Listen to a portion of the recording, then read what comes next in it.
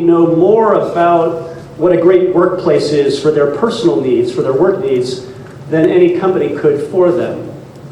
And the radical idea in 2011 was, what if there was a way to give those employees choice? And so we were inspired, and we built a platform that could do that. We were inspired by companies like Airbnb and Booking.com. That was the simple idea, and it turned out to be a lot harder than we thought, primarily because in 2011, in 2012, and 2013, the office industry, $4 trillion industry, had different ideas. The office industry very much anchored based upon the concepts of offices being a headquarters location, and office transactions being 10-year leases, not 2-hour bookings. And so we encountered a lot of resistance, a lot of disbelief, but we persisted. And by 2019, we were a profitable and globally scaling company. But in 2019, we were still what I would describe as a business-to-consumer website. If you think of Booking.com or Airbnb or VRBO, and the way you use a product like that, the individual user logs in and books space. That's how we were operating. I call it business to consumer, B2C, in 2019. But then, almost 5 years ago, in February of 2020, the world changed. Or the world of work and workplace changed. And regardless of what your religion or philosophy is about where work should happen, whether you believe it should only and can only happen in an office, whether you believe it should never be in an office and it should only be remote, whatever you believe, I think nonetheless you would all agree that over the past 4 years, the nature of work and workplace has changed. You might not be happy with where we are. You might want us to go back closer to how it was in 2019. You might want us to lean forward into the future. But I think everyone will agree that it has changed fundamentally. And interestingly for Liquid Space, that spring of 2020, when our business had dropped by 97%, we took that opportunity to take a step back and learn from what we thought was going to be a challenging time. And we, at that junction in history, we thought that this pandemic was actually going to have a long-term effect. And it inspired us to think differently about who the important customer was. And in fact, we shifted our focus in the market to helping large companies enable hybrid work. But again, regardless of where your philosophy is on the topic of where work should happen, the world has changed. But it's not settled. The debate is still raging. In just recent weeks and months, you see it in the headlines. I imagine here in San Jose, certainly across North America and Europe. And the media tends to put a lot of attention on companies like Amazon and Dell Computer and others. You know, Amazon quite dramatically, their CEO in September put out the mandate that employees had to come back to the office, RTO, return to office 5 days a week. Right?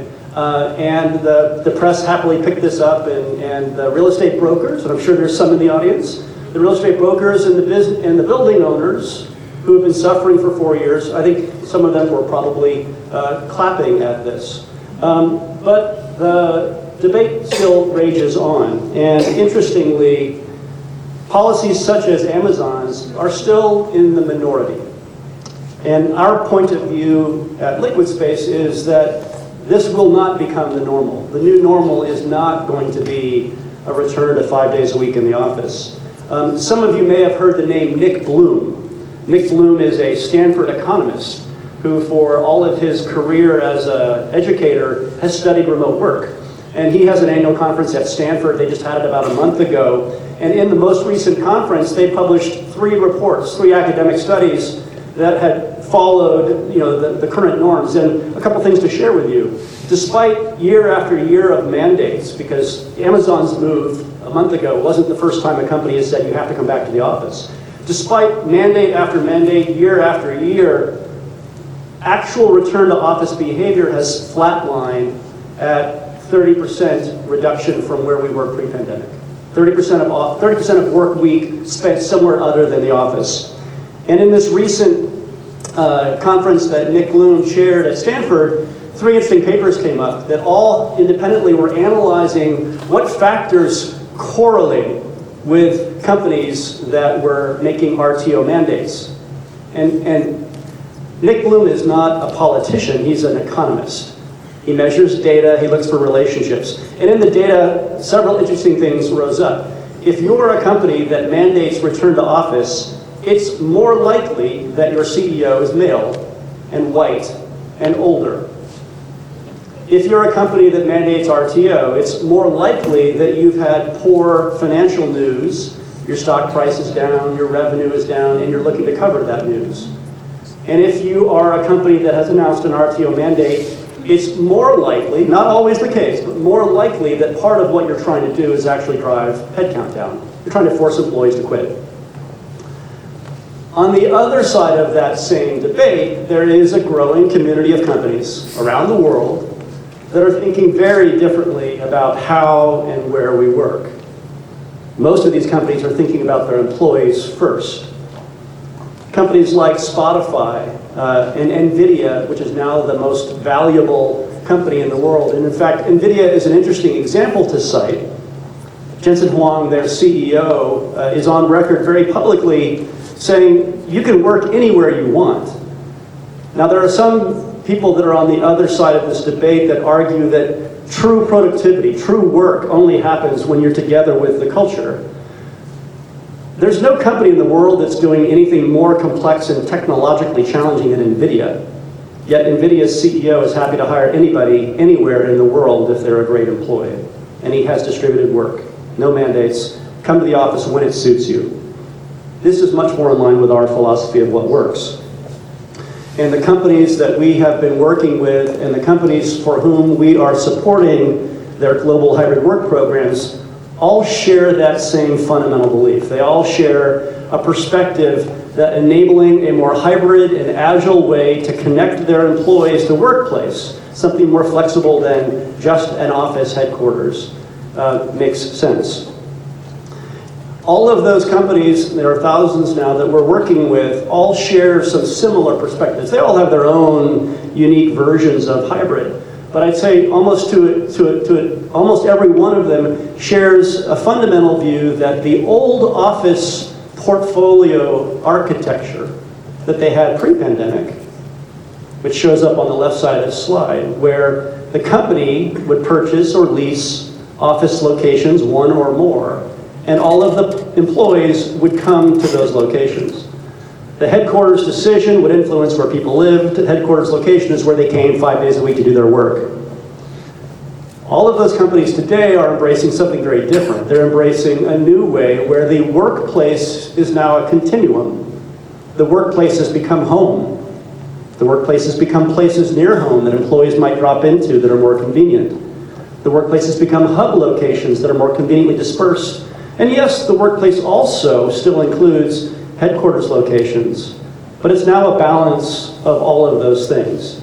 And employees are being given more permission and tools to be able to navigate across all of those location options, rather than just coming to one location 5 days a week from 8 o'clock in the morning until 6 p.m.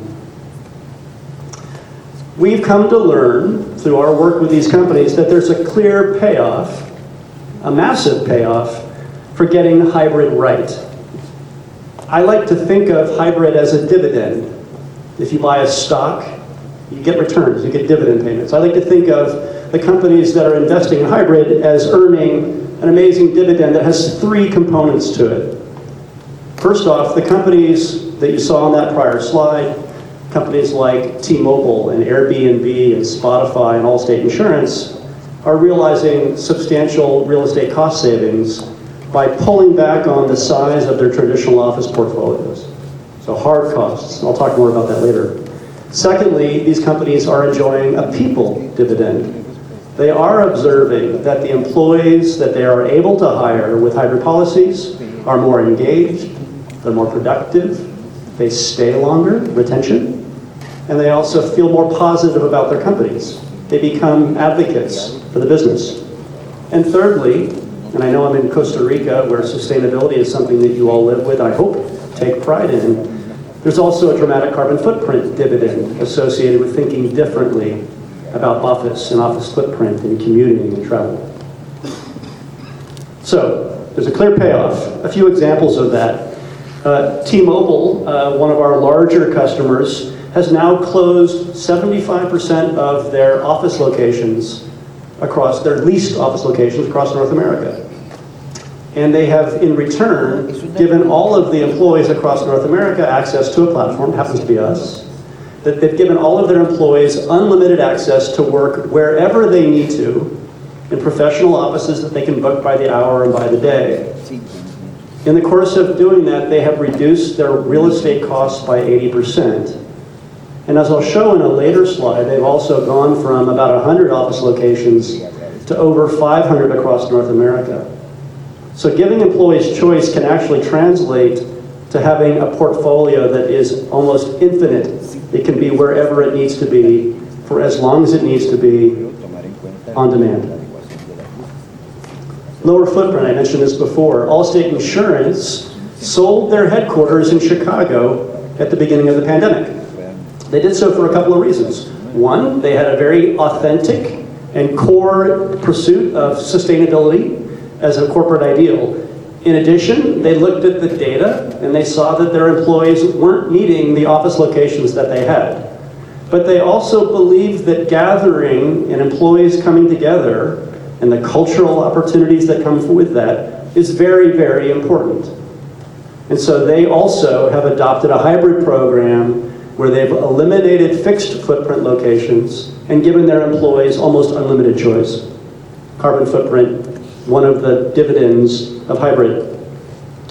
Airbnb are themselves a company very similar to Liquid Space. In fact, Airbnb was one of the larger inspirations for us. I'm very proud that they're now a Liquid Space user themselves. Airbnb is famously a design-driven company. They're also very data-driven. One of the things that has been problematic for most real estate and workplace leaders in these recent years is the lack of data. Most real estate leaders, most architects, interior designers, workplace leaders know that the design programs and the strategies that they had pre-pandemic don't work anymore, but most don't know what the new roadmap should be. Most don't understand what they should build, where they should build it, how large they should build it, what its space program should be. Data is a problem. So for Airbnb and other of our customers, the ability to have real-time visibility into where people are working, the types of choices that they're making when they book space on demand, is powerful for them to better understand the needs of their employees. Lastly, improved culture. AT&T, another one of our larger clients, out of the gate, right upon using Liquid Space, heard the feedback from their employees that having space wherever needed was important for them to get employees to come back together. And AT&T and their sales organization knew that that culture and the training and the interaction was vital. If they had tried to go back to a fixed office location and force those employees to go to just one location, they didn't believe that they'd be able to hire and retain the way that they have. So that was chapter one. I wanted to give you a little bit of a perspective of some of the high-level strategies that are in play for large companies that in the market are adopting hybrid. Across the board, what we are doing with those companies is helping them tap into flexible office space. We believe in office. Liquid Space as a company is not someone that is suggesting that companies shouldn't have office space. We just don't believe that the most economic and environmentally and employee-centric way to do that is just having leased offices. Instead, we believe it should be a mix. It should be a balance of traditional offices, but also flexible office space, co-working spaces, hotels, serviced offices, business centers, conference centers. There's a near infinite ecosystem of spaces around the world that can be used for work to happen. So in this section, I want to give you a little bit of insight from the work that we do and from the transactions, the millions of transactions through our platform, a bit of an insight into the data of the flexible office industry and how has it been trending over the last nearly 5 years since the pandemic started. So So first off, if any of you are less familiar with the flexible office economy, I'll mention a couple of names that might ring some bells for you. So show of hands, has anybody heard of WeWork? Or seen the Netflix documentary? Or used Regis, the global brand? So co-working spaces, brands like WeWork and Regis and thousands more like them are the flexible office economy. They are all companies that operate like hotels, like a Marriott or like a Hilton or like an IHG. They build out spaces and they make them available on flexible terms.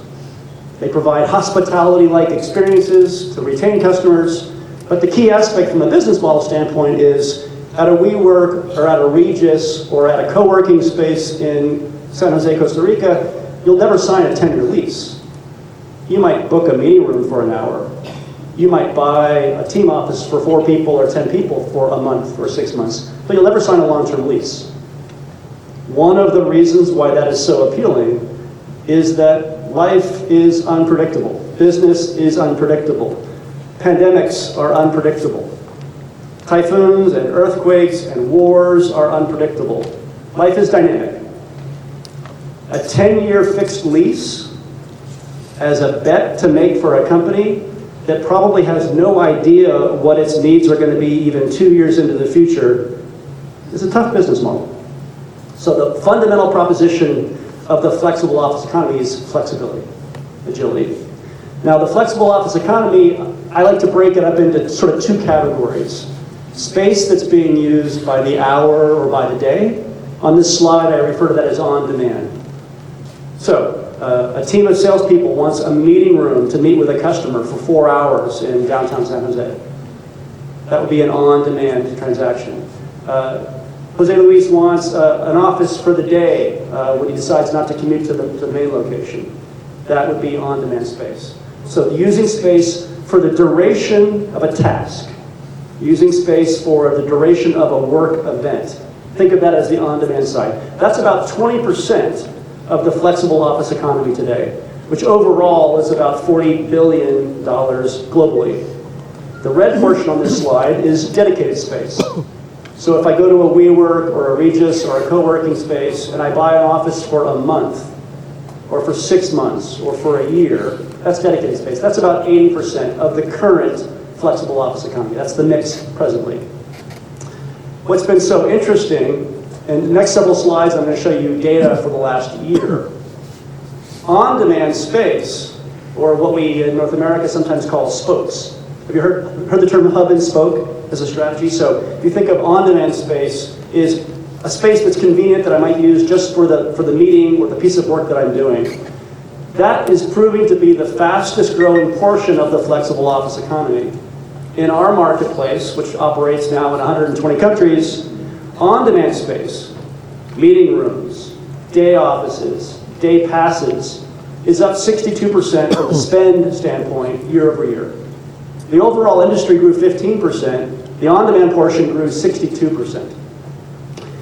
If I peel the onion, if I look inside that, and I break that on-demand space usage into 2 categories, large companies and the employees of large companies using space on demand, which I've labeled here in blue, or consumers, meaning individuals, freelancers, small startup companies. Enterprise users grew, in terms of their spend through our platform in the last 12 months, grew 175% year over year. So what this data tells for us, without any doubt, unequivocally, is that enterprises, companies adopting hybrid, and companies like T-Mobile and Spotify and Airbnb and the US government giving their employees choice is the driver of the flexible office economy. Flex office grew 15% year over year, on-demand grew 65%, enterprise on-demand grew 175%. What did traditional leasing do in the last 12 months? Down. So whether this lasts for another year or whether this is the new normal, this is the bright spot in the office market. This is the bright spot in how and where people work. For the last 3 years, we've been tracking the data through our platform. With millions of transactions, we can see insights. We can see things that economists like to look at. So we've been tracking the data ourselves, and we have 3 indexes that we track.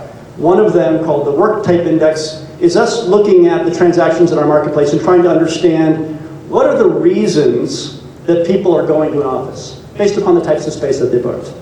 The engagement index is us trying to understand how often are people booking space, the same users, and how is that trending? Are people going to the office more, about the same, or dropping?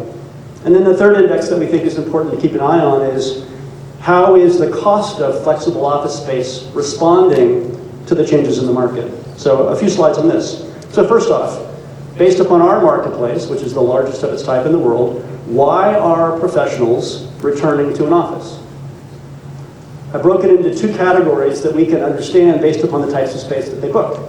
If I book a desk for myself or I book a private office, we reasonably understand that to be for focus work. If I book a 4-person meeting room or a 20-person training space or an 8-person conference room or a scrum space, I can understand that that's for collaborative work. 83% of the commerce through our marketplace today is for collaboration, which makes sense. Sometimes data surprises you, but sometimes it reinforces what seems reasonable. I think the encouraging thing behind this is, what this tells us is, people are choosing to gather. One of the powerful reasons that people want an office and use one, and will travel to a location, whether it's just down the street or whether it's an hour drive across San Jose, is to meet with other colleagues and do collaboration. Taking that same data now and slicing it based upon the size of organization, something very interesting jumped out. The blue line is individuals and small organizations. I label that consumers. From 2021, from the onset of the pandemic through to the present, that's been almost dead flat, no change. The red line is enterprises from 1,000 to 10,000 employees. The yellow line is organizations with 10,000 or more employees. And what this is telling us is that the higher adopters, I made the slide, or I made the comment earlier, flexible offices, the bright spot in the office market. Large companies are the largest and fastest growing adopters of flexible office. It's large organizations that had large portfolios, that see large opportunities to reduce traditional real estate costs, who typically are hiring in many, many places and competing for talent. They are the ones that are becoming the largest consumers of flex. How is the cost of flexible office trending? This was mildly surprising. The blue line is the average of all transactions through our marketplace. It's up about 30% since the start of the pandemic. The yellow line at the bottom is space for focus or concentration. So I book a day pass to work by myself, or I book a single office to focus by myself. Almost no change in demand and pricing for that type of space. But from a cost standpoint, the cost of collaboration space, which is in high demand, has nearly doubled, actually more than doubled, 119% up from pre-pandemic. If I break that down, if I break collaboration space down and look at what the trend has been from pre-pandemic price to present, some additional interesting insights emerge. Overall, the cost of booking a space on Liquid Space compared to 2019 is up 25%. That's the blue line. Collaboration space is up 80% or more, and in particular, small group collaboration is the biggest driver. That's the yellow line on top. The average cost of a 2 to 4 person meeting room in our platform, which is also the highest volume collaboration space that gets booked, is up 119% pre-pandemic. This just reinforces what are people using flexible office for. They're using it to collaborate, and most of that collaboration is happening in small work group levels, 2 to 4 people. One of the other things that was interesting to me a year or two ago in the press, again in the media, was declarations that Friday was dead. So when hybrid was starting to become somewhat typical, there was a New York Times article in which a large building owner said, "Friday's dead. No one comes back to the office on Friday." And I put a LinkedIn post out at that time and said, "Hey, the predictions that Friday was dead is actually misreported." What this graph, I'm sorry, it's a little bit hard to read, but what this graph is showing you is the percentage of bookings by day of week through our platform. And I'll make it simple for you. The least popular day is Monday and Friday, which is about 14% of all bookings. It's not zero. When employees are given choice and when they choose to book space, when it makes sense to them, they use space every day of the week. People aren't, for companies that say, you have to come back to the office because I know on Fridays you're not working, or I know on Mondays you're not working. That's not true. This is the data reflecting what employees choose to do when they are given the privilege and the trust to make those choices themselves. This slide is interesting as well. Another comment about data, you should never make generalizations. Every company, every culture is unique. This data compares two Fortune 100 companies in the very same industry that both are using the liquid space platform at large scale, and it's comparing the day of week activity of those two companies. And I'm sharing this only just to make the point that companies are unique. Company A has a somewhat even use of space across the week. Company B, across thousands of employees, you can see lots of use on Mondays and Fridays. Why is that the case? They've got a certain rhythm and a certain set of operational policies where collaboration work happens on those days. So the point again, or the takeaway here is, don't generalize. Every company is unique, but when you give choice to a company to adapt its workplace needs around what makes most sense for the company, you get efficiency. Okay, so that was a little bit of a look into market data. I'd like to share a little, since part of the request for the presentation was to talk about how technology is helping hybrid happen. So I'm going to share a few slides that just explain a little bit more about the technology that we have built and what it does and the problems that it's solving. And then I'll also wrap up with a little bit of a look into the future and some of the technology that we're working on right now to solve some of the biggest problems that haven't yet been solved. So first off, how do we help, or how do platforms like Liquid Space and our competitors help companies that are trying to implement hybrid? First off, they provide, or we, Liquid Space, and others like us, provide a platform that can enable companies to access space across what I call the full hybrid continuum. Pre-pandemic, in the old world, real estate was always a 10-year lease, or a 7-year lease, or a 15-year lease. It was long-term space. On this slide, I labeled that headquarters, HQ. But the flexible office economy lets you also think about space by the hour, space by the day, space by the month. And so this slide talks about our ability to provide companies with a single platform where they can reach thousands upon thousands of locations around the world, and they can right-size and balance their portfolio. Headquarters and leases are not dead, but for most companies, the workplace now includes all of these categories. Secondly, our technology provides tools and user experiences that are really oriented or focused on the individual employee first. Real estate used to be much more of an asset-based, place-based business. The company would choose the location, the real estate executive would hire a broker, would buy or lease a building, hire an architect, design it, and then those well-intentioned, smart, committed people would tell the employees where they were going to work. You're in cube 102, you're in cube 37, you're in cube 68 on floor 2. The companies would mandate and dictate. That world is being turned on its head. So we build software that thinks about the user first. Software that's easy to use, that's people first, and I'll show you some examples of that.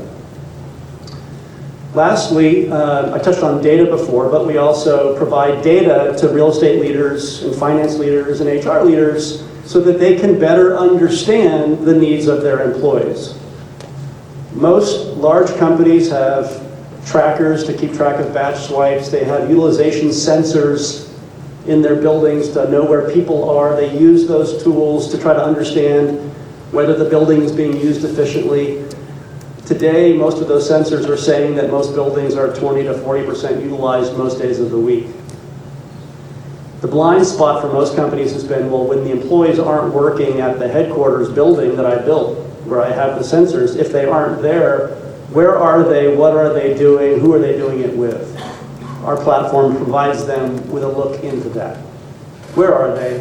Where are they choosing to work? What types of spaces are they booking? How much are they paying for it? How frequently are they using it? How did they review it? Did they like it? Did they give it 5 stars or 3 stars? We're providing that sort of data feedback. We talk about superpowers at Liquid Space, or we talk about our job is to give real estate leaders and HR leaders superpowers to deal with these new challenges that the pandemic has caused.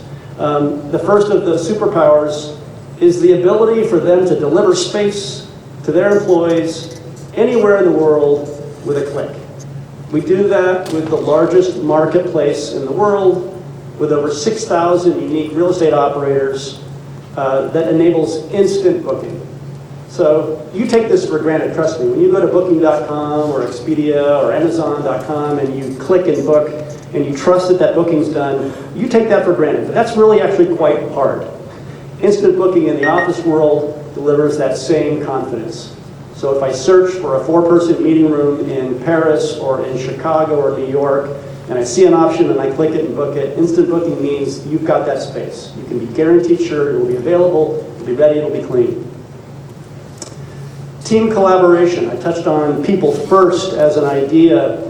It's maybe a little bit hard to see, but if you look at the graphics on this slide, shortly, hopefully by Christmas, we'll be rolling out to the world a whole new user experience on the front end, on the face of Liquid Space for our enterprise customers that's oriented not around pictures of spaces, but it's oriented around pictures of people.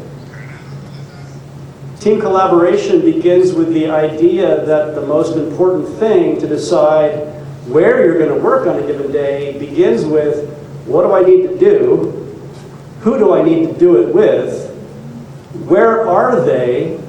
Is there an opportunity to do it together in person, or should I do it over a Zoom call? So we're changing the face of Liquid Space to allow companies and their employees to see where their colleagues are. Sometimes that might be because I know I want to work with Jose Luis, so I need to see if he's going to be at the office in San Jose. If so, I'll meet him there. Other times it might be the way that I discover, oh wow, Hernan's going to be at the office this week. I'm going to go in. So serendipity, understanding where people are going to be and letting them choose is a people-first approach to thinking about workplace booking. Workplace Manager is the software that we provide for large enterprises. It gives them complete control.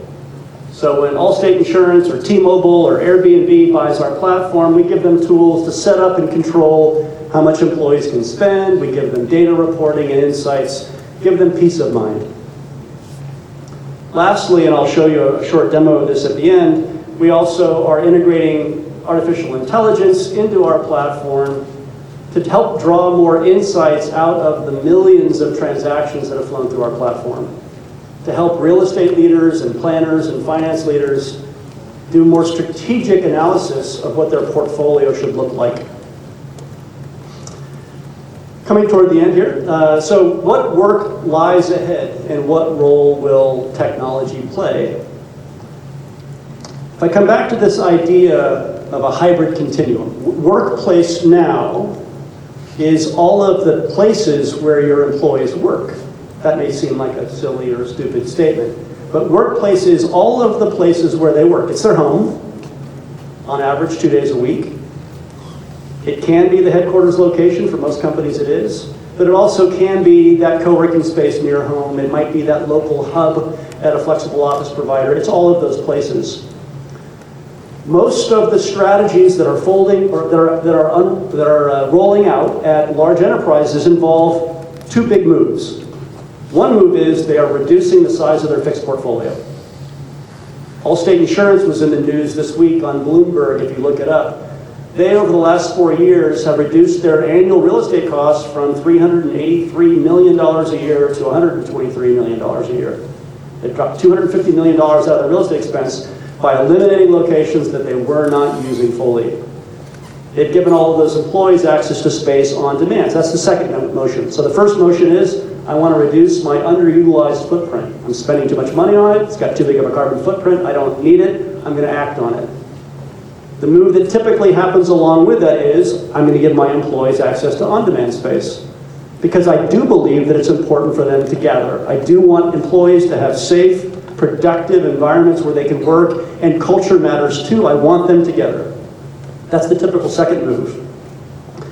And here's a picture, this is a screenshot out of our management software, and I've zoomed in to highlight several things. In this picture, which is real data from one of our larger enterprise clients, every dot on the map represents a location that they have used across North America, booking space. And for this customer, this is all on-demand bookings. So this particular company eliminated about 75 leased offices across the US, and they're now using over 500 flexible office locations day by day. The blue dots, by the way, are places where people were working at that moment. But I like this slide because if I zoom in on Los Angeles, so the bottom left example, in Los Angeles in particular, they eliminated 3 leased offices, and they're now using 150 offices across LA. It took me an hour and a half to get from the airport to the hotel last night. And that's a normal phenomena in a major city. In Los Angeles, I refer to it as a 3-hour city. On a good day, it's 3 hours to get from Thousand Oaks up at the north to Irvine or Orange County at the south. If any of you have been to Los Angeles, people live in their cars there. Think about that from a work standpoint. This company, I won't name them, they had 3 offices. They were trying to make it easy for people. They had 3 offices. Now they have 150 offices that they're using across Los Angeles. What that means is, depending upon the meeting, depending upon what I needed to do, who I needed to do it with, whether it was collaboration or just working alone, my commute might be 5 minutes, not 3 hours. So from an employee engagement standpoint, from a sentiment standpoint, you wouldn't be surprised to hear that the employees at the company love this. On top of that, this company has dropped their real estate costs by 80%. But this slide also, the other thing to see in all of those dots is that's data. Again, look at that Los Angeles picture. It's not all evenly distributed. There are some areas like Santa Clarita where there's a lot of density, a lot of activity is happening. That data, those on-demand bookings are an opportunity. That data can inform real estate strategy decisions that a real estate leader might make. And that brings us to the new thing that we're building right now, which we've started to talk about, called Portfolio Manager, AI. The concept of Portfolio Manager is to help real estate and workplace leaders and their architects and their finance departments and their HR departments to make smart decisions about balancing that portfolio. Portfolio Manager AI is an AI model, a large language model. It's been trained on the millions of transactions that have flown through our platform for the last 13 years. It's also been trained on every single listing on our platform. So we know more about what flexible office costs around the world than any company in the world. We have more transactions with that space than any platform in the world. So we've trained a model on those things. So we know what space costs. We also know how people behave when they're given access to that space. So the idea of Portfolio Manager is to allow companies to answer tough questions, like which of my current leased office locations should I downsize? If I did, or I have a lease renewal coming up, what should I do? I have a lease renewal coming up, I know what the cost of that leased office is, I know what my current utilization is, but if I made a change and I gave employees on-demand space, what would it cost? I might be using on-demand space. I'll go back a slide for a moment. I may have this might be my current situation. I'm using this much space on demand in Los Angeles. Should I consider putting a hub back in? If you think of this like a heat map, anywhere you've got a concentration of activity, that might be an opportunity to improve employee experience or reduce cost even more by putting a dedicated office back in.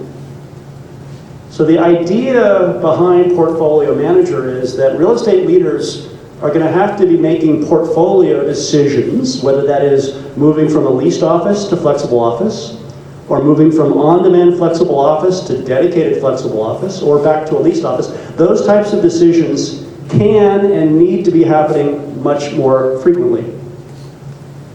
I'll end with a oops, let's see here. I'll end with a short run through of an actual conversation with that tool. So, I'll read it to you. So this is actual script running through that model. So it started with a prompt. I wrote, I'm under pressure from our C-suite to deliver cost reductions across our portfolio. Can you help? The model replied, absolutely. I can help you deliver the cost reductions your C-suite is seeking by transitioning to flexible office. To get started, I'll need some details. Let's begin. By the way, this is the real conversation. This isn't fake. I said, sure, or it said, sure, what's the office location that we'll be evaluating? I typed Phoenix. It said, thank you. How many employees are assigned to the Phoenix office? 150. Thank you. Lastly, what is the average daily attendance at the Phoenix office? So what do my badge swipes and my sensors say? By the way, I made up the data, but this is a real conversation with the tool. I said, about 20 people of the 150 are there on a typical day. That's not unusual in North America. I said, it's often a ghost town. Got it. What is your current monthly office cost for the Phoenix location? Our lease is $103,000 a month. Thank you for all the details. I'll now model 3 flexible office scenarios for you. On-demand spokes, hub and spoke. Please hold while I work on this. It was about 45 seconds later that it gave me this. So based on the analysis, transitioning to a hub and spoke model with a hub capacity for 15 people and overflow managed through spokes, on-demand space, appears to offer the highest ROI at 86.1%.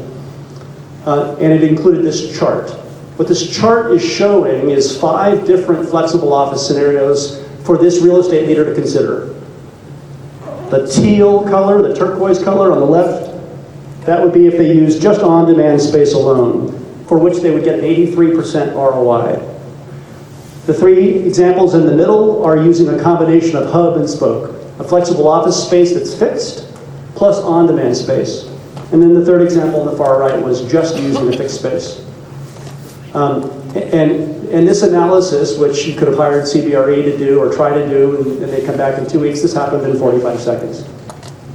This happened with expertise based upon training a model with data from platforms like Liquid do you have anything else you need to make a strong case to your C-suite, or is there anything else I can assist you with? Let's make this happen, said the nice model. To which I replied, no, but anyway, that's the end of the presentation. So I guess my final comment is that not only are companies embracing hybrid, but there's a lot of work yet to be done as companies look to make smart decisions about how to rebalance the existing portfolios that they have. We don't believe that office should go away, but we are convinced that there is a rebalancing that does need to happen. And the next things we're working on are the tools to help that happen. Thank you so much.